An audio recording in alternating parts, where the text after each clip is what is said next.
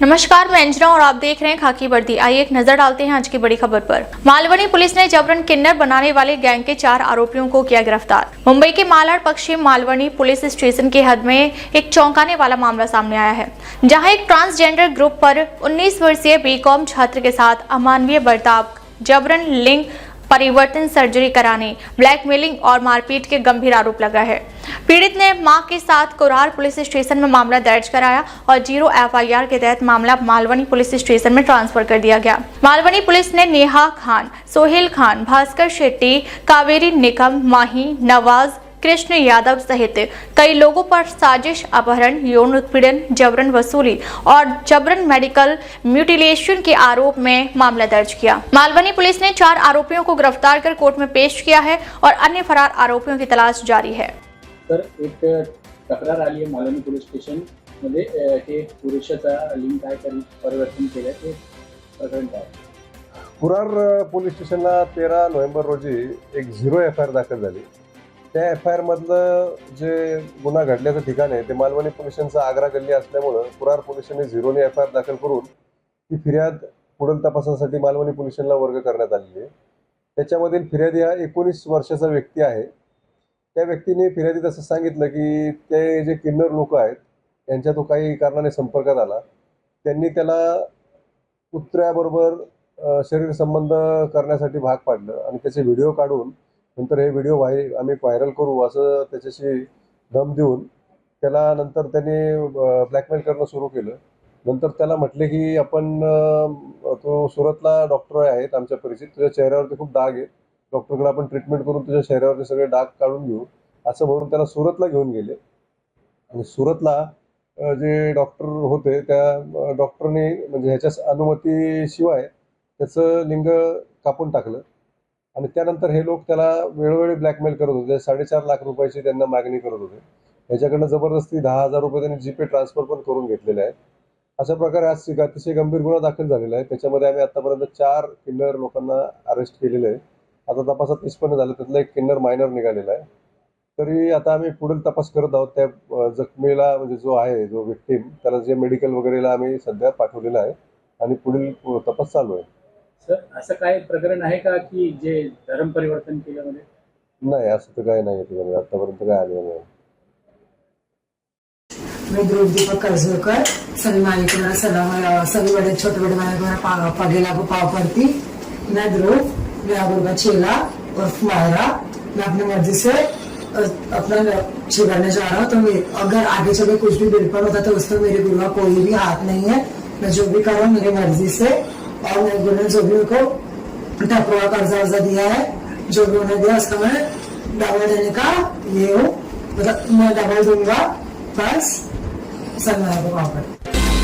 Rashtrawadi party को रोहा में झटका। राष्ट्रवादी पार्टी नेता शिल्पा अशोक धोत्रे कई कार्यकर्ताओं के साथ शिवसेना में शामिल। मंत्री भरत गोगावले ने प्रवेश कार्यक्रम में रोहा नगराध्यक्ष पद के लिए शिवसेना की उम्मीदवारी की घोषणा की। रायगढ़ रोहा की पूर्व महापौर और पूर्व अध्यक्ष शिल्पा अशोक धोत्रे आज राष्ट्रवादी कांग्रेस पार्टी यानी राकांपा को छोड़कर रोहा में कई कार्यकर्ताओं के साथ शिवसेना में शामिल हो गई। मंत्री भरत गोगावले और विधायक महेंद्र दलवी ने उनका पार्टी में स्वागत किया। प्रवेश कार्यक्रम में मंत्री भरत गोगावले ने शिल्पा अशोक धोत्रे की रोहा महापौर पद के लिए शिवसेना की उम्मीदवारी की घोषणा की। शिल्पा धोत्रे पिछले 15 वर्षों से निर्विरोध निर्वाचित होती रही हैं और उप महापौर तथा सभापति पद पर आसीन रही हैं।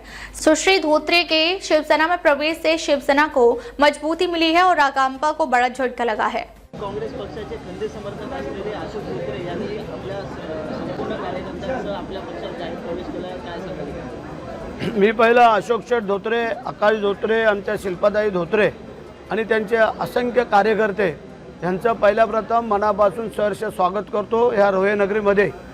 आम्हाला जे काय अपेक्षित होतं की येणारी 2 तारखेची नगरपालिकेची निवडणूक आणि त्याच्या या पूर्वसंध्येला आज जो हा धोत्रे कुटुंब आणि त्यांच्या सर्व सहकाऱ्यांचा जो पक्षप्रवेश होतोय तो येणाऱ्या 2 तारखेला निवडणूक झाल्यावर 3 तारखेला रोह्यामध्ये काय चमत्कार होणार आहे हे आपल्याला आजच कळलं असेल। परंतु मी त्यांचं स्वागत का करतो, घरी शुभ कार्य 23 तारखेला असताना एक त्यांनी तानाजी मालुसरेंची बाजू लढवलेली आम्हाला वाटायला लागलेली आहे। कारण घरामध्ये शुभकार्य असताना आज त्यांनी आमच्या पक्षामध्ये जो काय पक्षप्रवेश केलेला आहे त्याबद्दल मला पुन्हा एकदा त्यांचं स्वागत करावंसं वाटतंय. एकनाथ शिंदे साहेबांच्या वतीने मी त्यांचं खूप खूप धन्यवाद देतो, त्यांना त्यांचं अभिनंदन करतो.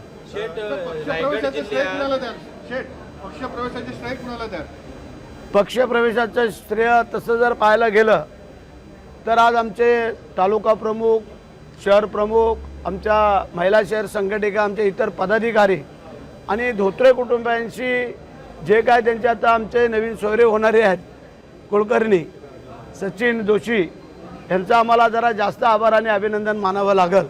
कदाचित मला वाटतं नवीन सोयऱ्यांचा शुभगुण आम्हाला पाहायला मिळतोय. कुठं गेले ते आहेत ना? हां.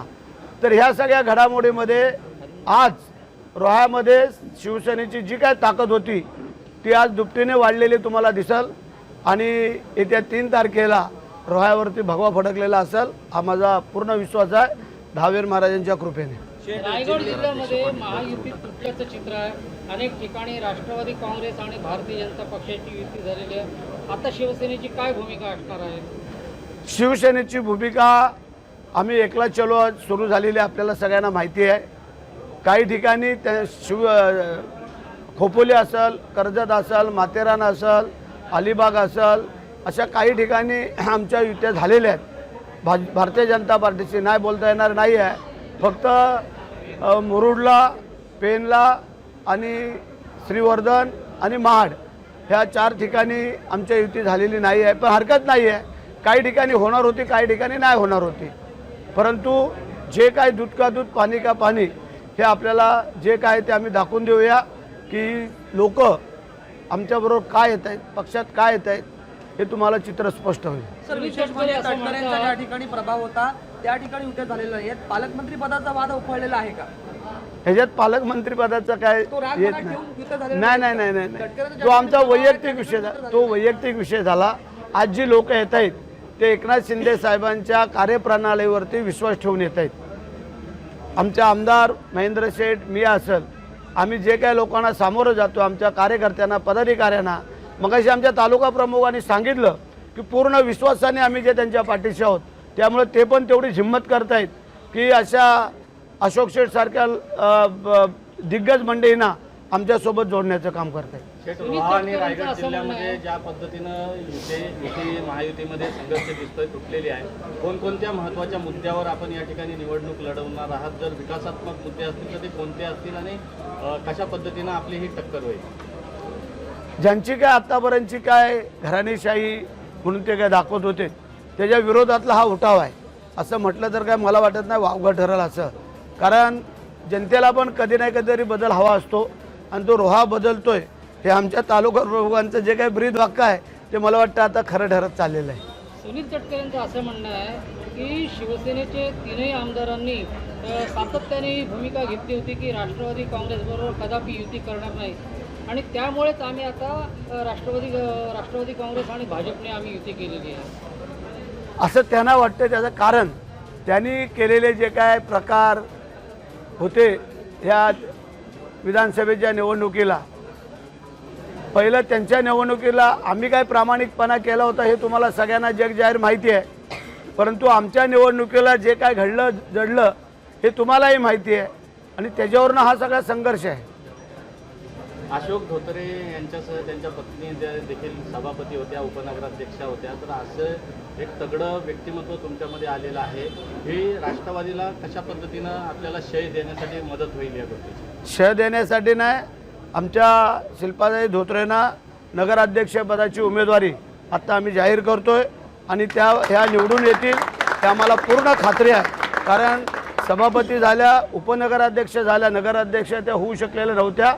त्या शिवसेनेच्या माध्यमातून त्यांना आम्ही नगराध्यक्ष करतोय आणि त्यांना शुभेच्छाही देतो. आम्ही रायगड जिल्ह्यात एकूणच सर्व जर निवडणूक लढवली जिल्हा परिषदेची तर किती जागांवर आपण यश संपादन कराल असा विश्वास? जेवढ्या लढू तेवढ्या. ताई, काय सांगाल? आज राष्ट्रवादीला सोडचिठ्ठी देऊन तुम्ही शिवसेनेमध्ये प्रवेश केलेला आहे. मंत्री भरत गोगावले यांनी प्रवेशाच्या कार्यक्रमातच तुमची रोहा नगराध्यक्ष पदासाठी उमेदवारी जाहीर केली. काय आपली भावना आहे? नमस्कार, मी शिल्पा अशोक धोत्रे. मी आतापर्यंत राष्ट्रवादीमध्ये काम केलेलं आहे. राष्ट्रवादी पक्षात 15 वर्ष मी काम करते. 2 टाइम मी निवडून आले चांगल्या मताने. उपनगराध्यक्ष झाले, सभापती झाले, सगळी पदं मी घेतलेली आहेत. चांगलं काम करते. सगळ्या महिलांमध्ये लोकांमध्ये माझा चांगला संपर्क आहे. मी चांगलं काम करते. आणि दुसरी गोष्ट म्हणजे रोहा नगरपालिकेला महिलाचं आरक्षण पडलं, ओबीसी महिला आरक्षण पडलं, म्हणून आम्ही विचार केला.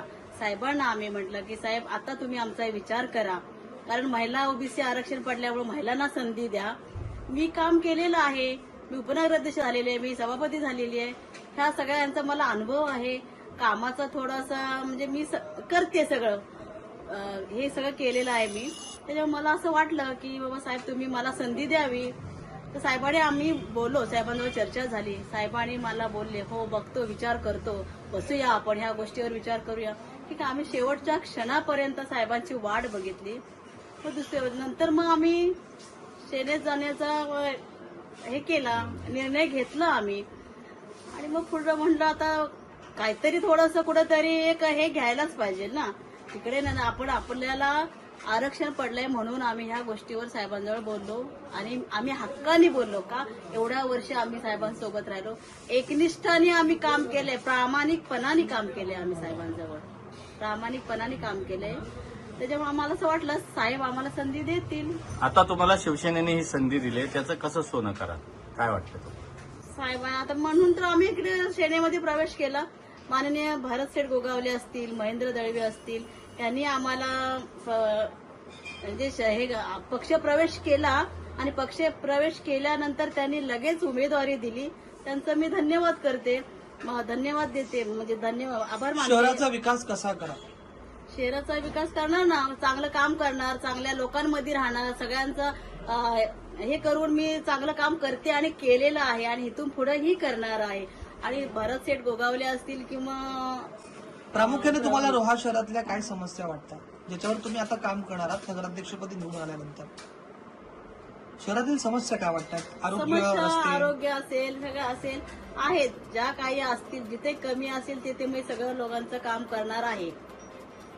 अब तक के लिए बस इतना ही. फिर मिलते हैं एक ऐसी ही बड़ी खबर के साथ. अब तक के लिए नमस्कार और देखते रहिए खाकी वर्दी.